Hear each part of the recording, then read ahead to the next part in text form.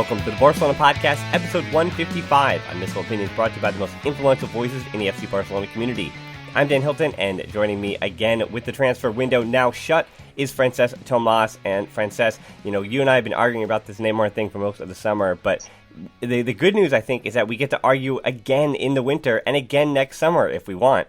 Is that good news? Are you sure about that? I think that's just going to be never-ending story until he does join us again, which I think he will eventually. Yeah, well, again, the Father Time is undefeated, so eventually, if this saga continues on for a few more years, we'll be willing to pay $170 million for a 39-year-old Neymar. So if you wait patiently enough, maybe things will happen. But we are going to be talking about not necessarily even the Neymar thing, but the fallout from Neymar. And I think the good place to start there is with today we're doing just LeBron. It's just going to be questions. There's really no focus on La Gran Pregunta because we actually got a lot of different questions from people, but a lot of questions that overlapped in different categories. So the first category that we're basically hitting has nothing to do with Neymar, but has to do with Barcelona's start to the season. Ramon asked, is this just bad luck with new rules, missing Messi on the field and still integrating new players? Or Eric says, is the start and looking at the results something that should be glass half full or glass half empty? And then Jorge adds, being a silver lining type of guy, thank you, Jorge, for that. Do you think this might turn into a blessing in disguise, the fact that we've had to adjust our play and utilize B players? So, Francesc, after one win, one draw, and one loss, what are your feelings about the start of Barcelona's season?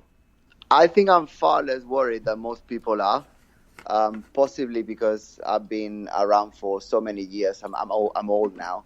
And in a way, I've seen it all before. Like, in the 80s and 90s when we used to lose, people didn't really buzz an eyelid because that was sort of normal-ish. When Cruyff joined us, we became sort of a winning club. There were some dark years in the 2000s. And to be honest, of course, we haven't won the 9 points, but I'm not worried because there is plenty of quality in the squad. I think the word that we've used before is stacked, and I understand and agree with that. You can lose away at Bilbao. That's not really an issue. I think the performance against Betis was very good. And then, obviously, the Osasuna game was disappointing, especially in the first half. But I think, going to the Basque Country and Pamplona, obviously, with Osasuna, I don't think it is that bad a result to get a draw. And, I'm probably going to get crucified for saying this. But honestly, I think people are just far too alarmed at this moment in time. I think a lot of them just want Valverde gone. And, I do agree that he shouldn't have been the coach this year after what happened before. But, he's the coach we have now. And there is no need, there is no point. And it's just basically just gonna make yourself waste your typing skills and your shouting skills. The guy's going nowhere. And that is something that is quite obvious. Bartomeu has been in charge for several years now. And as far as I know, every manager that started the season with Bartomeu has finished it. He is someone who looks at sort of long-term projects, and he's got Valverde for the season. So there's no point of saying Valverde out every single week. He's just observing what's going on, and you can criticize and you can debate on that. But honestly, the coach is not going anywhere, and we just have to make sure that we analyze, support, obviously argue. There's nothing wrong with that. But honestly, if you're just shouting Valverde out every single second, you're wasting your energy because it's just not going to happen yet. Yeah, I agree with a lot of those points. You and I, are in, again, total accord about the situation. I say we say situation revolving around Valverde in that I think for him, he, as you said, probably shouldn't have been kept this season, but he is. And what we have to look at, and what I've kind of been answering on the side to people, is what the club might have their long-term vision as. I think Valverde, as Xavi continues to just, again, coach in Qatar in his first season as a head manager, there is this writing on the wall for Valverde that, it seems like is the question there is not when is Valverde gone. I think that's part of the question, but I don't think he's going to be gone because of his performances or him as a manager at Barcelona. He's gone when the club finds that they found a suitable replacement that makes more sense or takes them into a new era. So does that mean that Xavi is only going to be given one professional year, then he comes next year, or is it that possibly one more year of Valverde and then Xavi, or is it there might be another manager in between for a year or two, and then it's Xavi? So that's basically the question, that how long is it before Xavi comes to the club, and is there someone in between? And I think one of the things that I always want to remind people when and I know here we are, instead of just talking about the first 3 matches of the season, we're talking about the long-term plan of Ernesto Valverde, but there really is, and it's not just simple Twitter fingers saying #Valverde out. I think it's sensible fans as well are so out on his playing style, about what they have found his final results of a season to be, that even respected we'll say thinkers about Barcelona are as far out on Valverde as you can get. But the question being is, I implore people.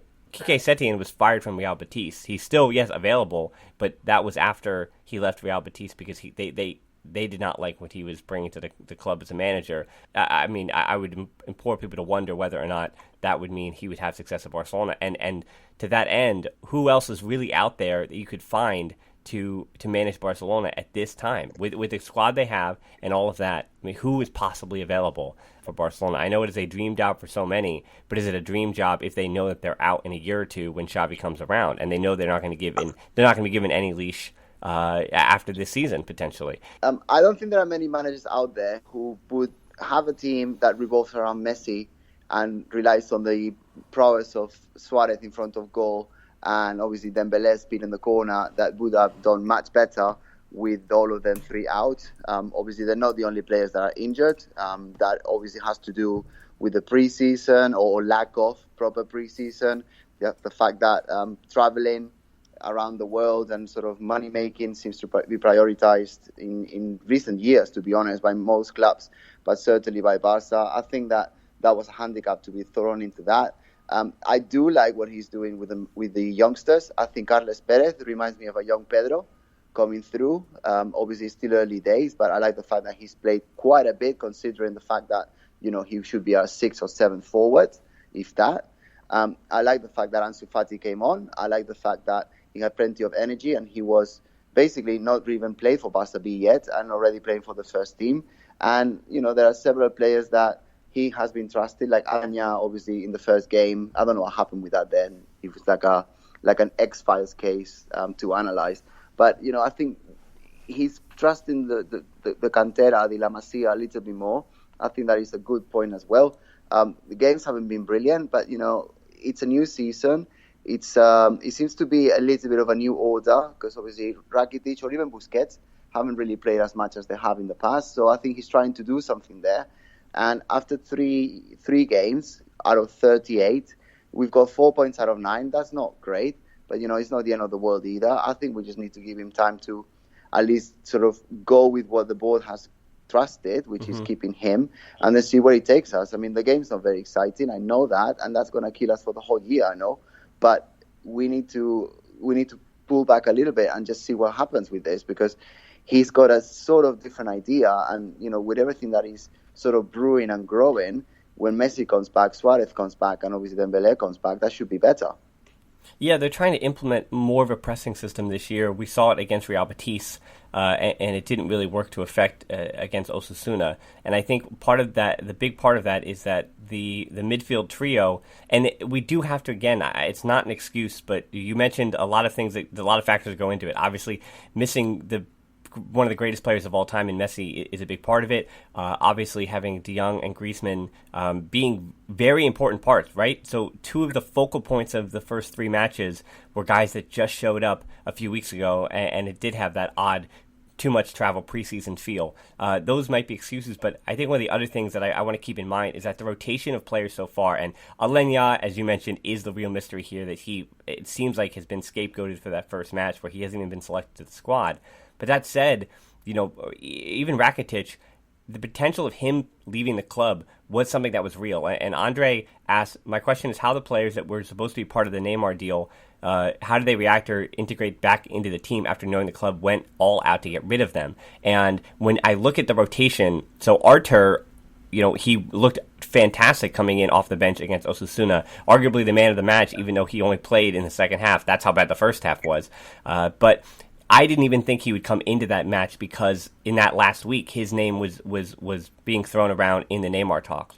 We haven't seen Todibo at all, and we haven't seen much of Umtiti either, and Rakitic hasn't featured as well. And Rakitic, even he was given some time away from Croatia because the Croatian manager had even said that Rakitic is trying to sort out his club situation, which tells you that there might have been a lot of smoke in that Neymar situation. But as far as the players' names that were being bandied about, there is real credence to the fact that you know that Dembele's name was there. But on the opposite side of that is that they allowed Coutinho to go out on loan.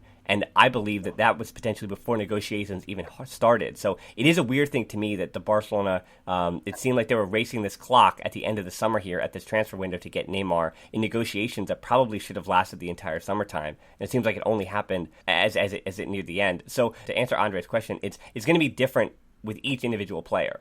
Right? Like it not leaving for Todibo might mean the same season for him. If Valverde doesn't find him to be truly in the rotation and he only trusts him for Copa del Rey or maybe the occasional match if PK needs rest or gets hurt, then that's going to be what it was no matter what. But then a guy like, Rakitic to me really is the question mark here, right? He hasn't played in the first three and the way Barcelona is seeming to play, my biggest indictment of Valverde is, as we can see now, Rakitic and Busquets long-term just don't make sense with what you have. With the other 7 guys in there, Rakitic and Busquets, it doesn't mean that they shouldn't be playing because one of them should probably be starting every single match. And you shouldn't start Busquets every single match, but somebody should be starting every single match. Is Rakitic going to be more of a substitute now than a starter? And all that said, I think it's just the pairing of the two of them together. As I've said, the biggest problem with last season was you had Lenglet and PK who were not dribbling into the midfield and not opening up space. That means that they're shortening things width-wise. They're not using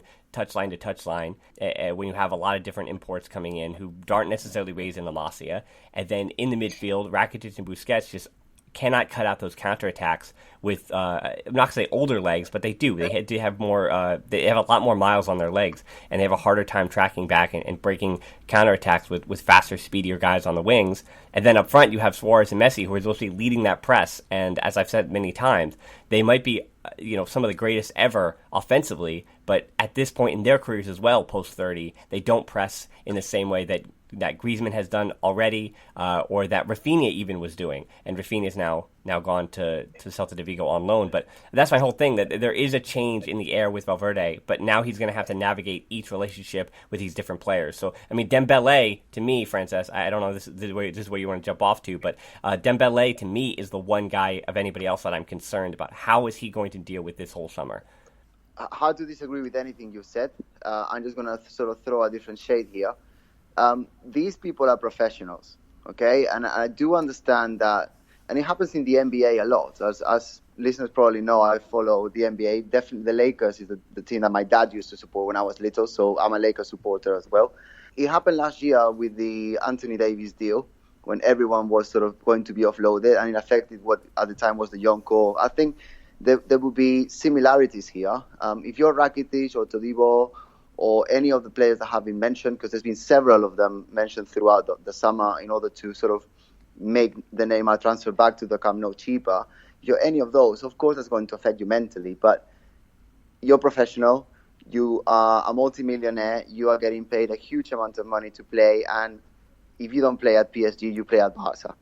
Those are two of the biggest teams in the whole world. And I see it. I live in Qatar now. I see a lot of people here who live with very little. I see people working at 40, 50-degree heat. And, we're not going to get political in any way, shape or form. That's not what this podcast is about or what it's for. But what I'm saying is that they live in a luxury life, doing what they love, and in a place that has a lot of facilities. So while, I do understand that the pressures that come with the job and the spotlight and the paparazzi and the reporters asking you questions, that can be difficult. I'm not sort of obviating that. But it's a privileged life that these guys are living. I think that if they're not going anywhere, they are in a surrounding, in an environment with teammates and coaching staff that they know. I think that everyone who was involved has the trust of Valverde. I think it wasn't necessarily him trying to send Rakitic away, because I'm sure if you ask Ernesto what he wants to do, he wants to keep Rakitic, because basically he's played every single minute of football since he joined Barca a couple of seasons ago, or 3 now. And they just need to do what they were doing last year, build a bridge, get over it, and keep playing. And that's what they get paid for. That's what they're really good at. And it's now the manager's job, which obviously people disagree with the manager being there, but that's part of his job, trying to motivate these players. that the club wanted to offload. And, if he wants to blame the club for trying to do that, then he can do that. He's the manager. He doesn't have to respond for the whole institution. And whatever he needs to do to get these people's mentality back to where it needs to be, which is a Barca, then just push for that. And then the results should be better. As you have mentioned, rotation is key this year. And I'm delighted with that. I don't want the same 11 players playing every game in September or August or October or even January. We just need to rotate everyone so that when February comes, everyone is nice and fresh, both physically, but based on the last 2 years, mentally, so that when difficulties come, they can pull together, concentrate from corners, as is happening in Liverpool, and basically close the season in style. Whether the season starts with 9 out of 9 points or 4 out of 9 points, as I said at the start, is not the problem. The problem is where we are in February and how much distance we manage to build in our competitors domestically, if we have. And if we haven't, we just have to pull through. But this is up to the players to change with the manager's help, and that's the challenge. Yeah, and I think that, again, when you look at La Liga table, and I'll keep saying this week in and week out, that when you watch the matches, when you truly are watching the matches, and we as Culés are watching from a Barcelona, knowing that Barcelona is the better, more dominant team, it's always something to be said about La Liga. And, I even looking at the way that the collective deal with TV rights is changing, right? That it's based on a 50% equal share, 25% performance over the last 5 years, and then 25% popularity, a third for the average match day income, 2/3 for a number of TV viewers. And so even with these new changes where Barcelona and Real Madrid are getting a little less of the we'll say the piece of the monetary pie, they're still getting the most TV income with about 140 million euros apiece. And then Atletico Madrid is now at 100 million euros.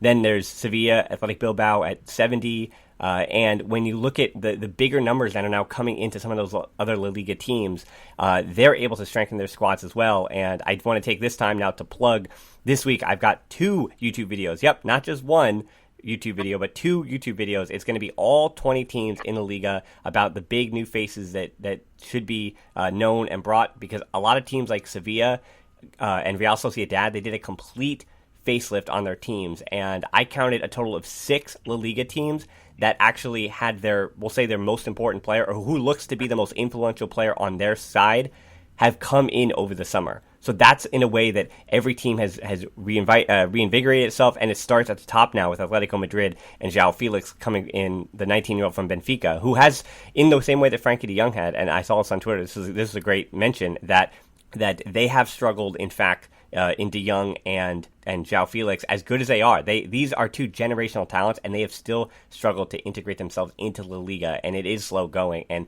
as we mentioned, the most important thing is to recognize that it is a slow process. But I want to mention, Francesc, as well, to your point about the transfers and about potentially guys getting let go or changing to a new team. I was thinking that there is a big mentality, and this is going to bring us right into our Ansu Fati discussion. I've got 2 questions here in a second, but when it comes to La Masia players, right, that it's not just what they are physically or technically, because as we've talked about before, the chances that local talent in a lot of cases, now obviously La Masia, if you go over to barcablog.com and check out all La Masia profiles, you'll find out that a lot of Barcelona's top prospects did not start or are not from Catalonia. A lot of those, such as Ansu Fati, he started in Sevilla's cantera and can go through, and there's a lot of different guys. Nico Gonzalez is from northern Spain, things like that. So a lot of the big names in La Masia at the moment didn't necessarily even start in Catalonia, because again, it's impossible to assume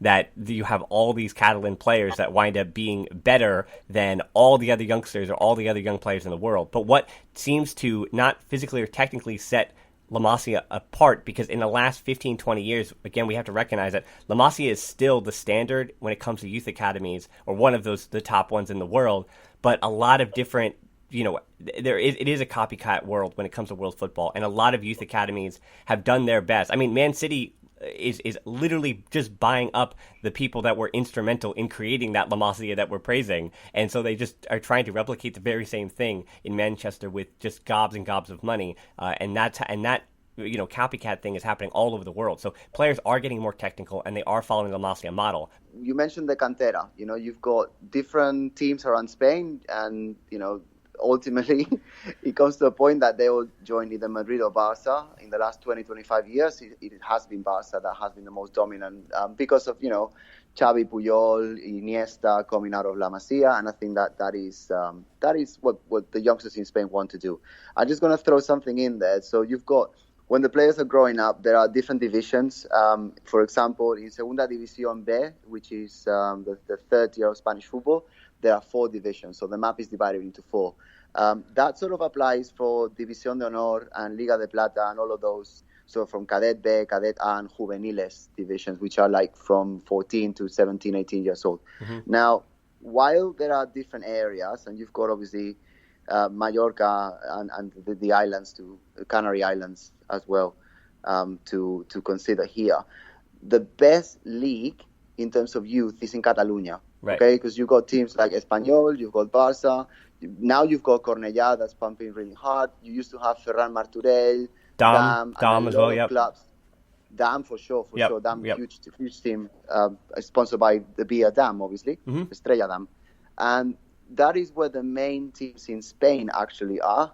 They're mainly based in Catalonia. Then you've got a huge concentration of clubs in Madrid. Right. You've got Madrid and Atletico, obviously, but you've got others, for example, Rayo, Getafe, Leganés. You've got, Colmenar. You've got a lot of teams in Madrid and Barcelona. You've got some others in Andalusia. You've got Betis, Malaga, Sevilla, etc. But they're more spread.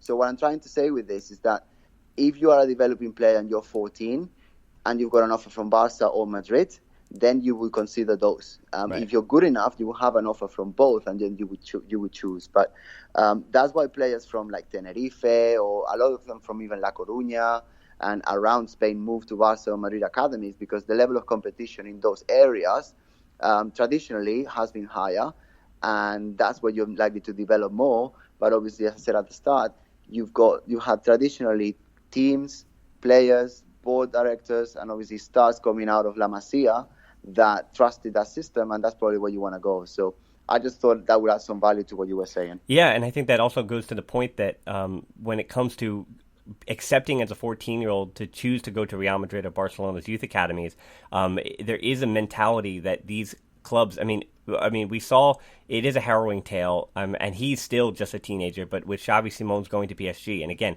even as much as I've screamed about this on the pod, and we've had Naveed on all these different things about where Xavi Simon's fit in La Masia, where he was as a talent, he was still the one that everybody knew, because it doesn't matter what I say, it's on social media, it is this social media apparatus that continues to push certain names into our faces, and Ansu Fati obviously is a name now, 16 years old, that we're going to be hearing about. But what I do like, I think it looks like at Ansu Fati, this is again just a quick snapshot of what we're seeing of him. Like Lane asks, is Ansu Fati as good as he looks so far? And Antonio asks, how should Valverde integrate Ansu Fati into the first senior team, and would that be a good idea at this stage? And it does get you thinking that what I like the most, and what I was saying before, is that about La Masia talents, not just physically, technically, but it seems like mentally they are a step above, because they're prepared for to be stars. They're prepared to be wanted by a lot of different clubs, and every player deals with it differently, though. And that's even goes for transfers, not just La Masia players. So we look at the way in the last 5-10 years, and I think this is really important. Again, this isn't politics to me. This is just a science and us acknowledging that mental health is an important thing for these players. When you look at what happened with Andre Gomes at Barcelona, and then we see the career of Bojan Krkic, that Bojan has now really turned into this, sacrificial lamb for what happens when a guy isn't, we'll say, properly mentally integrated into the first team, because there's so much pressure on him. So he's become the name that we throw out, but he's not the only one. There's you look through, and there's tens of hundreds of players that just mentally might not have had it. And for Ansu Fati being 16, I think, as I said, if he's good enough, he plays in the first team. And he has seen like he's good enough. Valverde has been on record, and for all the dissing of Valverde about supporting La Masia players, he said that Ansu Fati is one of the greatest teenagers he's ever seen. He's been very clear about that, and he might be. But with with Messi rather, and Suarez and Dembele out, if we don't see Ansu Fati for the rest of the season, that's okay though. He played a role, got his first goal, showed that he has his potential. So if he just plays the rest of the season with the Juvenil A, but more particularly now he's shown that he can play in Barca B, if he's just playing in the third division with Ricky Puig and Alex Callado and a lot of the names that we do know for the rest of the season, position, that's okay though. I mean, that's a fine place for him to be. And if he continues to get some minutes while other guys are out, that's fine too, because if he's talented enough, he plays. And as you mentioned, they are professionals even at 16. So mentally, if they're good enough to be prepared for playing for Barcelona in a way that maybe Gerard Deulofeu wasn't, or that Bojan Krkic, obviously he didn't get the support he might have needed. But I think mental health is so prevalent and we have a much better understanding of it now in 2019 that I would hope that continues to get better for these Cantera products. And so I think Ansu Fati physically, all the things he shows on the field, he looks like a 16-year-old at times, but we also, against Osasuna, before Ansu Fati came on at halftime, most of the Barcelona players look like 16-year-olds out there. So everybody has a bad day, and I think Ansu Fati has been good enough to play if he is needed and required, which I think Barcelona is deep enough not to need him, if we say that. Not that Barcelona would need a 16-year-old, but you know what I'm saying, Francesc. Yeah, for sure. Do we know who the sportive consultant for Ansu Fati is? Quiz question. That's Rodrigo Messi. Okay? I think the surname rings a bell. Ansu Fati has been dealing with Messi and Messi's family, his brother Rodrigo, for a while now. So nothing happens by coincidence. As soon as Fati debuted with the first team, Messi on his, God knows how many, like maybe 13 million followers, or however many he's got now. It was a picture of him embracing him, sort of giving him a super cuddle after his great game and impressing the world. But nothing happens nothing is coincidence. Everything happens for a reason.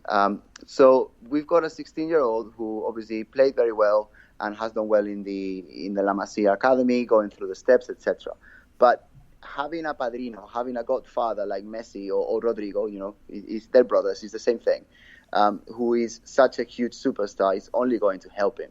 I know from when my brother was playing at Barca, it was about your quality, don't get me wrong. It was about how good you were on the pitch. But the sentence like, it's not what you know, but who you know, sort of thing.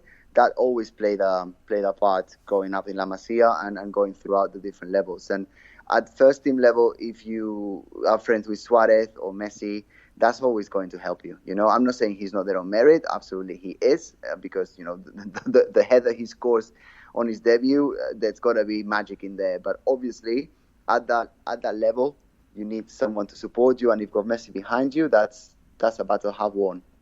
Yeah, and I think there is that argument online about whether or not you're overhyping a player or you're pretending a guy is going to be the next savior of a squad. And then you see that it's not just people who are, we'll say, unqualified journalists. You see qualified journalists or ones that are supposed to be qualified saying how, there was a rumor about him that the other players are upset because about a strip club, or whether it starts as a joke, certain outlets pick it up as truth, and things get lost in translation, and it winds up being a mess and a circus. But understand that Ansu Fati is kind of being not protected from all those things, but he doesn't worry about those things. Or Dembele is known to be looking at certain things, but hopefully that winds up just being motivation. I want to quickly just mention that Armin, his question was about the La Masia product, so I think we answered that. And Vampa didn't have a question, just asked for a shout out. So yep, there's your name. And then the one thing I do want to say, we have to focus on Osasuna a little bit. And I know it's in the past, and we're in an international break, and it's over. But it seems like Nelson Semedo has really come under fire, and justifiably so, for his, I think we can use the word horrid first 45 minutes against Osasuna. So Steve asked, it seems like Semedo carries a lot of blame for the Bilbao goal, and in that case, is it potentially possible that Sergio Roberto moves back to right back, where we saw him move in the second half? And same thing with Christopher Malcolm asking, is the team better playing Sergio Roberto as a right back as opposed to in the midfield? And the final point I want to mention, James, I was discussing with him, he mentioned on the Facebook page as well that he just doesn't think that Dembele and Semedo have what's necessary to play for Barca.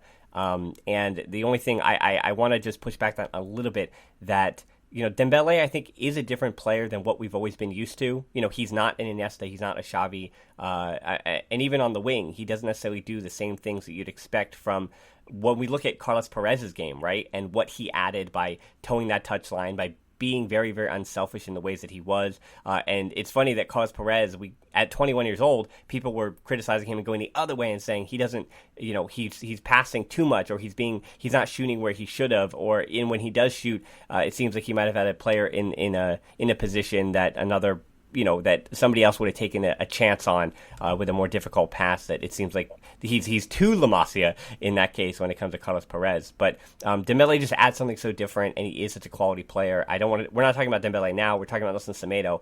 And to me, I said on the Patreon shows where we do our quick take match reviews over on Patreon, again, a plug there, that Nelson Semedo, to me, for the first 2 games and the preseason, looked better. And it seemed like Valverde had the faith in him, and his teammates had the faith in him to be the starting right back, the regular starting right back, with Musawage just filling in when he needed, in the same way that Jordi Alba last year was always going to be the starting left back, and there was no backup, and now that's Firpo. But for the case of Nelson Semedo, it seemed like the team has a plan for him and has put that faith in him. And to take him out after that first half, because again, not only was the goal was both him and Carlos Perez for not picking up Roberto Torres on the back post, but all that said, there was a calmness that Sergio Roberto added when he moved back to right back. But it's also a lot easier, as we mentioned, to take out Semedo and add and just shift him back, where you only have to waste one sub by replacing Semedo with Roberto. That's just a game plan thing that I want to mention. But I don't know. I think Semedo he can be Barca's starting right back. And when it comes to a starting 11, Francesc, I'll throw this over to you now, that when it comes to a starting 11, somebody's going to be the 11th best player on the field. And is Barca willing to have that? For so many years, with Dani Alves being a focal point of the team, the right back was a real position of strength for Barcelona. He was their third, fourth most important player on the field at right back. And the way that modern football works, fullbacks need to be that important to your team. And is it okay for Barcelona? This is my only knock on Semedo. Is it okay for Barcelona to have a right back not be one of their top 5 most important players? For Barca, it's crucial that the fullbacks are fully able to push forward, and they are defensively strong. You've mentioned a lot of points in there, Dan. I'm probably going to forget how to go about it all. But in terms of Semedo, I think we don't have Dani Alves. I think we are fully aware of that, but we need to remind ourselves, okay? Dani Alves is not a Barca anymore. The same way Puyol is not a Barca anymore, the same way Xavi is not, the same way Iniesta is not, okay? So we can forever spend here 90 hours every single week talking about we don't have these players, but we just don't, okay? Because it just happens to be that, it's 2019 now, and those players are either retired or retiring or playing elsewhere. So with that in mind, the best right back we've got at the moment is Sergio Roberto and Semedo. Unfortunately, they're different people. You cannot merge them one into the same person. I think Sergio Roberto is better pushing forward, better associating. He understands the Barca mechanisms and what is required of every single position, because he can play midfield, he can play at right back, but we put him as goalkeeper and he knows exactly what to do as well. Well, yeah, he plays on the wing too. He's played on the wing, so yeah, he's played everywhere. You're right. Yeah, he does play everywhere. Defensive midfield as well. I think he will be really good, and he has been in Barca B and even sort of in previous year. So we just need to understand that that's what he does well. I think Semedo is stronger defensively. Of course, he may not have shown it this week or these last couple of weeks, but then again, the ball wanted to offload into PSG. So it goes back to the very first question we answered. If you're in that situation, that's going to affect you mentally. You don't know, as we say in Spanish, you don't know if you got a foot inside or a foot outside, pie dentro, pie fuera. And that's going to affect your game. That's going to affect your mentality. He has played and he's done his best, and he sometimes just doesn't work. But I think it goes back to the Carlos Perez point as well. Like, what do we expect? We want to cook the cake and eat it at the same time. Like, you can't have, we want La Masia talent to come through, we want interaction, we want opportunities, we want this. And then the first time the guy misses a shot or fails to cross, then everyone's criticizing him. It's just nonsense. What do you want? Do you want La Masia to succeed in the long run, or do you want to beat Osasuna? Because that's the key difference here. And it's the same with Semedo. What do you want? Do you want someone who is perfect now, which we don't have, or do you want to give these people chances and these people opportunities to grow and learn from their mistakes? Okay, of course, it goes back to the beginning. Is Valverde the right person for the job? And probably he isn't, but that's the one manager we've got, and that's the one manager we need to trust. But we need to be reasonable. We cannot be expecting miracles or people to be perfect on day one, or even to grow if you're going to criticize them that much, And it's what the anthem says. Tots units and forza. All together, we need to pull and make strength. And I don't think that's happening. Yeah. I mean, what I do want to agree with James a little bit on is that, while I do think Semedo has improved, and I think the squad, as I've said, is deeper than it's ever been. One of the things that does stand out to me, though, with Semedo being in his third season now, is that it's okay then to move on from a player if he doesn't seem to be... Like, Semedo was bought and is now supposed to be the starting right back, so I think that should continue this season. But if it doesn't work out for him this season, then it's time to move on from Semedo. And I think that's okay to say that, where you give a player 3 years to become what the expectations are in the club, because you wouldn't want to be paying Semedo as a starter and he winds up having to be a backup to somebody. You'd want to have to go out and get a starter that you're going to trust game in and game out. But I think so for Semedo, this really is what I do agree with James. I think this is a make or break year for Semedo, and I say make or break year because the year has just begun in his third season. Now, Cole asked, and I'm going to change the question again. Sorry, Cole. I know you asked a lot of good ones, and I have to tweak the question here. He says, Is the trend of big market players being loaned with options to buy, is that due to just what PSG is doing with the market, or is it inflation of value amongst players? And Cole, to that point, I'm actually going to expand it. It's not just big market players being loaned with options to buy, like we saw with Kylian Mbappe to PSG. But when you look at Neymar is still at PSG, Gareth Bale is still at Real Madrid. Even Rakitic is still at Barcelona, and it's probably not fair to put Rakitic in the same conversation with those two. But even Paul Pogba is still at Manchester United, and that's not that those players can't be moved on. But I think what we saw in the summer of 2017, and this is what happened. This is probably the first domino from the Neymar transfer to PSG in the first place 2 years ago. That they broke the system. These star big players, because of marketing opportunities and how much they cost in total, it broke the. It broke the economic model, and now your top players like Pogba, Bale, Neymar, and I mean, to a lesser degree, even a Rakitic, guys that are now worth that much more than everybody else around them, that inflation has made all players more expensive, but I'd rather notice that you can now get 3 players for the price of a Paul Pogba, or you can get 3 or 4 players that could do the job that Gareth Bale does for way less money than what all that Gareth Bale brings. So it's a lot harder now for, I think, these gigantic top teams to sell on their big star players that they want to move on from, just because of how much they make in wages per week, how much they're expecting to get in transfer, what they think the players are worth. And even after this, PSG came out and said that Neymar can go somewhere else if a team pays $300 million for him.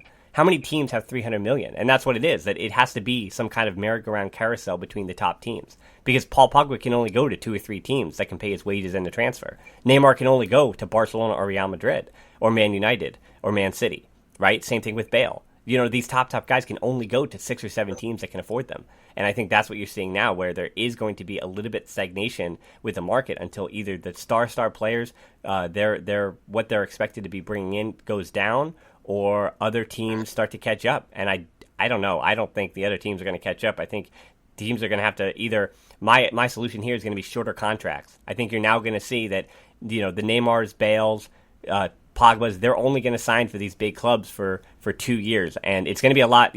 we talk about the NBA, Francesc. Same thing happened in the NBA, right? That now LeBron only signs 1-year deals, or these top guys have all the power, right? The top 10, 15 players in the world have all the power there, where teams need to have Paul Pogba for marketing, for his talent, all those things. So he's going to sign a much shorter deal to put the power in his hands so that he can wind up leaving on a free after 2 or 3 years, because they're going to have that kind of leverage. I think that's what we're going to see. That's not going to affect 99.89% of all transfers, but it will affect the top level. Yeah, I'm not sure about that, Dan. I don't think that I think the NBA, of course, I agree. That's what it is, because you've got free agency as well. But I think no team in their right mind would give Neymar or anyone of this caliber a 2-year deal, because they're just not worth the money, Right. If it was a free agency thing and you sort of base it on wages and all the the advertising deals, etc., then it does build up. But in football, because you have to invest so much to get anyone there, I don't think that will work. But with that in mind, out of all the players that you mentioned, I think the only one that really wins you title is Neymar. And I think his valuation at 300 million euros is stupid. It's absolutely insane. That's the money they paid plus the inflation, as you said, and I think Barca were right to not pay that. But Neymar can win you titles. You think back a couple of years, or even 2015, Neymar scored in every single game in the knockout stages for Barca, even in the finals. So that's what Neymar can bring. Obviously, this is 2015 Neymar, not 2019 Neymar, granted, get that. And he's more injury prone, etc. But I think having someone on Neymar's caliber, and I know it didn't come to fruition, and I'm not going to change my mind now what I was saying before. I think he would have been a great addition, and I think the deal that Barca presented at the end was a good offer. And I think honestly, with largely, I don't really align myself with Bartomeu, etc. But I think what they did, the offer they presented was fair, and I think they were also right to not go any further with it and call it a day. Yeah, and as I said earlier, that I want to also credit Swiss Ramble. That's where I got the TV information from. It seems like with that big money, again, there may be teams that are able to, the market might continue to inflate in that way. I don't think it's good for anybody in the long run. But when you talk about, those contracts and negotiations, what the biggest thing, it's kind of been the theme of our show here, is that those sagas tie up teams, two mega teams. They tied them up for a whole summer. And I think that means every deal gets a little bit harder to get done for these major clubs. And what I always wonder is that Bartomeu, Abidal, the people who have say in these matters, there's only one Abidal. Well, Abidal probably has multiple cell phones. Let's be fair. But he only has one. He only has two thumbs, right? And he only has one set of ears to put a phone up to. You know what I mean? So there's only so many guys in Barcelona that can make the final say on these things, and being tied up in certain things for an entire summer and tying up money that would otherwise be spent other places. It's not just about Barcelona here. It's about all the major giants, and it's almost a credit to PSG that they got Mauro Icardi out on loan from Inter so late in the window. I think Inter did a good job by doing a lot of their transfer business early in the year, but then looking at what PSG was able to do in the 11th hour, also getting Keylor Navas, they did a good job there. It seemed like those were all contingency plans built up regardless of what happened with Neymar. So, and to Barcelona's credit, Sure. I want to mention... Can I say in there, Dan, good luck to them if they ever want to get out of PSG, though, isn't it? To go in there, because there's plenty of money, but Icardi's on loan. That's the point. Sure, Icardi, yeah. But anyone else who signs actually a contract with them, not a loan contract, obviously, they really it's like having a child. You've got a child forever, sort of thing. It's until the end of the contract, you're trapped. Yeah, I mean, and that it's funny because Barca, it almost works the opposite way. We saw with Artur Turan almost holding the club hostage, saying, "Well, I don't want to leave. I love Barcelona. I love what you pay me." And I don't think Rakitic is doing the same thing, because again, Rakitic was being shopped, and it seems like he's open, having not played in the first 3 games, to be there. But for Barcelona, unlike what happened with PSG, I know it feels like Barcelona are empty-handed from the transfer window, but they got all their stuff done. They had to get a backup left back. They did that in Junior Firpo. They had to add somebody to the attack, of course, and they added Antoine Griezmann, somebody that fits the system, is going to fit in well. And they added what I've said many times is a generational midfielder in Frenkie de Jong, who was voted the best midfielder in the world. Right, so they got their business done actually quite early, even De Jong getting done in January. So Barcelona's transfer window, I think, is still going to be a success. We look at it, and maybe the only thing that didn't work out is they were not able to unload Rakitic in the way that they were. That could still happen in January, maybe, if Juventus comes calling again. Now, sure, but at the same time, though, having Rakitic in the team is only going to help, because he is a good player. Yeah, I mean, the main reason why we wanted to offload Rakitic is for the transfer money that would have enabled us to get someone else. But having Rakitic in the team is good. He's a fantastic player. He's been a hero for us for 5 years, And again, he's been criticized enormously, and I have to say very unfairly at times in social media. But he's a superb player. He's someone that the coach understands and values and trusts, and he's going to help us this season. So, if we don't get Neymar, I'm happy that Rakitic is staying, without a doubt. Yeah. Last 2 questions here. One from Rick, around the same lines as this. He asks, what factors must be taken into account when trying to sign a player a second time around? This is talking about going back to the well for Coutinho, going back to the well for Griezmann, going back to the well for Neymar. Because, again, as I joked at the start of this show, Barcelona is not done talking to Neymar and trying to get him back at the club. Now, I mean, I would prefer just to have him wait out his contract, and if he's still a quality player then he can come to Barcelona on his own accord. Because, again, negotiating, as we talked about, negotiating with PSG is, I think, the worst part of this. If he was at any other club, maybe it's possible, but negotiating with PSG, I mean, obviously Real Madrid is the other exception there, but negotiating with PSG is, to me, a lost cause, and that makes it difficult. But that is a question, though, Francesc. How do you feel about going back to the well and trying to continue to sign the same player, transfer window in and out? I think the issue with it now, though, is what is public and how that changes your squad. So 50 years ago, we would never have known that Barca tried to sign Griezmann 2 summers in a row. But instead, and again, this put a bad taste in our mouth, his level LeBron James had Griezmann make a video about staying at Atletico Madrid, and then a year later he's at Barcelona. So that's unfortunately a really negative thing about being in 2019 now, that those kind of things happen, when maybe 40, 50 years ago we wouldn't have heard anything if Barcelona had tried to sign him in multiple years, and he just would have been there for the first time. He would have possibly been burnt 40, 50 years ago if he'd done that and then come to the club. For sure. Violence would have been there, yeah. Without a doubt. In Barcelona, in Spain, something more drastic than, just come and join us and we'll whistle to you when you come up in the stadium would have happened. But, different times. I think it's much simpler than anything that we've mentioned so far. Is whoever you're trying to sign better than the guy you've got doing that job in your team now? Because if the guy that you're trying to sign is better, then you sign him. Obviously you evaluate injuries and you evaluate predisposition, you evaluate personalities. But then again, if they've already been in the club like Neymar has, or you've been following someone like Griezmann you've had for like 2-3 years, then hopefully you've done your homework in there. For me, it's much simpler. Is whoever you're signing better, what is the price? Are you prepared to pay it?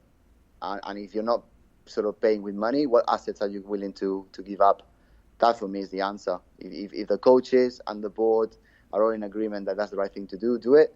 If not, then just hold back and go for another objective. Yep.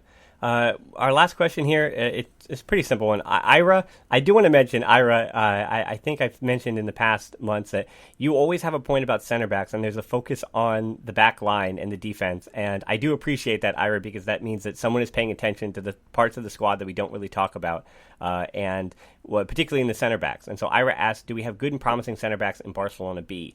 And Ira, I want to start by answering your question and saying that we haven't seen much of Jean-Claire Todibo, but I, for one, am happy that he is staying at the club. I mean, as I said, if it was Todibo against Neymar, obviously you take Neymar and you put Todibo in a deal to get that done. Now, Artur, again, the more players we mentioned in that deal for Neymar, it gets a little harder, right? So, like, a combination of Dembele, Todibo, and Artur, just that doesn't sit with me well because of what Barcelona could have lost.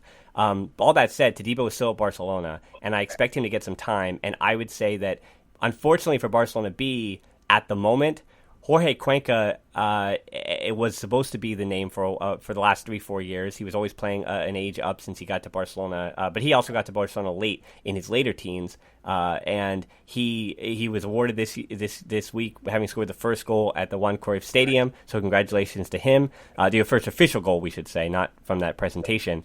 But Chumi, unfortunately, we saw last year, is now a bench player in the rotation. He's been replaced at the right center back position by Ronald Araujo, who is still kind of integrating himself into the Barca system. He is much more a physical player. He is very, very good in the air. So he does all those different things. He's an athlete. He's a specimen, but technically he still has a little bit to go. So I don't know. And then Oscar Mingueza is, I think, being on the depth chart where he is, I don't see his future there. So all that said about the Barcelona B center backs, center back, just like goalkeeper, is a position where they don't really reach their peak until 25 or later. So I think for the guys that are still there in Cuenca and potentially Chumi and Araujo, it might be a few more years before they get to their peak. I think Todibo, honestly, is a special talent. Still being a teenager for him and what I've seen from him so far, I think he's a special talent that, thankfully, in that same regard, Valverde is not pushing too fast or too hard. And so I think Todibo will get opportunities this year as he continues to grow, training every day with the first team, which he deserves to do, even though he's the same age or younger than the Barca B center back. So that's how I answer the question, that Todibo in age is a Barca B center back, but he's in the first team, and we're going to see him this season, and I'm excited to do that. And I think, Ira, that is where, again, he's only played in 12 or 13 official first-team matches between Toulouse and Barcelona, but I expect to see more of him. So I think I'd say put your faith into Todibo, and if it's time to trust a Barca B player for Copa del Rey or what have you, all four of them played for Barca B as well last season. So they're just a year older, and if Chumi was trusted last year, I think he should be trusted. Same thing with Jorge Cuenca. If he was trusted last year in those Copa del Rey, he can be trusted again in that situation. The answer is perfect, and I subscribe to it like 7 million %, so there's nothing to add there. But I do want to give a big shout out to everyone in the Facebook group. Regular listeners know that I'm not on Twitter anymore.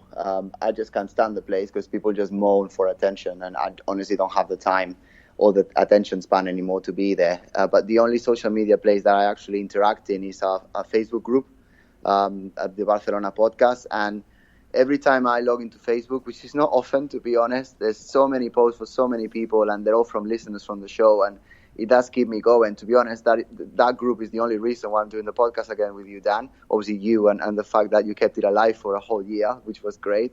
But it just gives me energy to see that so much passion, so many very knowledgeable people are in the one place, which seems to be quite a safe environment as well. Obviously, we moderate that, so I'm very, very pleased.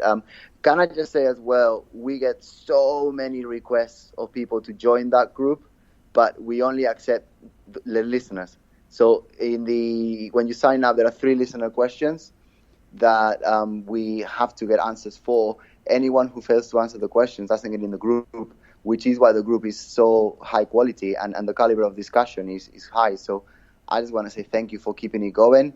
Thank you for your enthusiasm and everything you say on a daily, weekly basis. Obviously, sending questions for the pod. You guys have kept the Barcelona podcast going, and obviously with Dan being the driving force. So thank you from the bottom of my heart.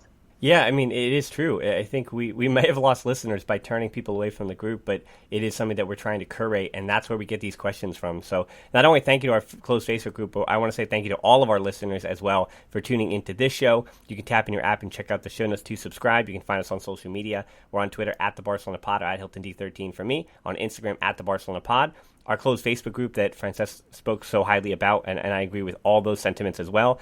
TBPod.link/group. And then I also mentioned in the show about our Patreon. That is where we do our quick take match reviews. And I also really, really want to appreciate all the people over there. That isn't so much a discussion group, but the support that they give me and the ability I have to do those 15, 20-minute quick take match reviews where, again, I really do break down every match and tactically the best that I can and to speak about some of the highs and lows. That's tbpod.link/Patreon. We're also on YouTube, as I mentioned, at the Barcelona Podcast. I've got 2 videos coming up this week about all the fallout from the transfer deadline day and what that means for all of the Liga, not just Barcelona. It's about everybody in the Liga. So if you, again, for me, I enjoy watching Osasuna, knowing who they brought in and knowing Osasuna's storylines as much as I do Barca. Now, that's not for everybody, but that's something just for me. I like to be educated about the Liga the best that I can. So again, I did a lot of research. I've worked hard on these 2. So look out for those later in this week. And you can also check us out there to hit that subscription button. That'll just put both of those parts in your feed for that series. So thanks so much for listening to the Barcelona Podcast. Until next time, we'll talk to you soon, and Forza Barca. Forza!